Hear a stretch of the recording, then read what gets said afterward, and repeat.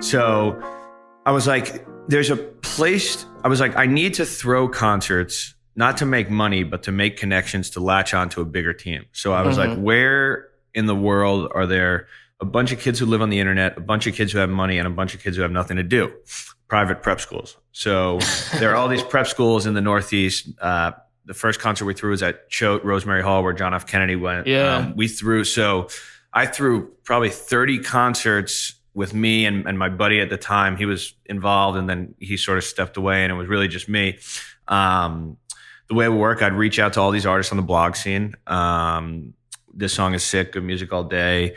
Two dope boys, and one of them was Logic and Chris Zarou, who I work for now, who founded Visionary, and my big brother, mentor, best friend.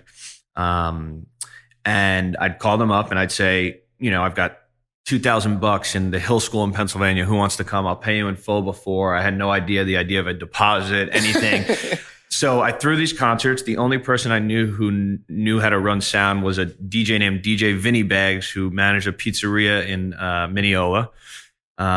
He was a friend of a friend, and we did this thing. So I would just pay out the artist in full. I'd pay my buddy who did sound in full.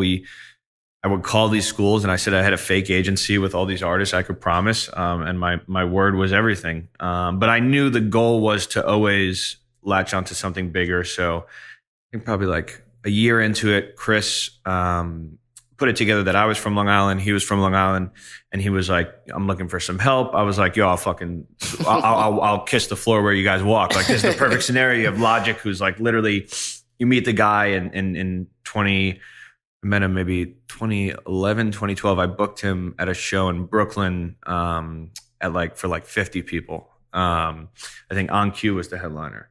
And then we went on to play Barclays, which is crazy. So it's like surreal. I think I got paid like $300 cash. So I say, I'll do whatever I want. I'll do whatever you guys need, whatever you want. I'm in school at the time. I'm playing baseball. But luckily during the summer, he was hitting the road for the first time. So he did his first tour. Chris was like, I'm going to do the first 10 dates of the tour, and then you're going to go out there and tour manage.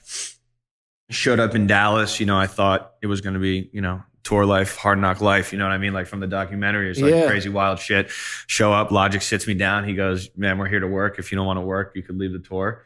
I said, I'm about it. Let's get into it. We didn't party. We didn't drink. We didn't do anything. We were super focused on growing his brand and growing Visionary, right? So we did 2 summers in a row, 2 sold out tours. I was 19. I could barely even get backstage at some of the venues. About to say, yeah. It was crazy though, man. Like SOBs. I knew nothing about tour management, nothing about settling. I taught myself everything.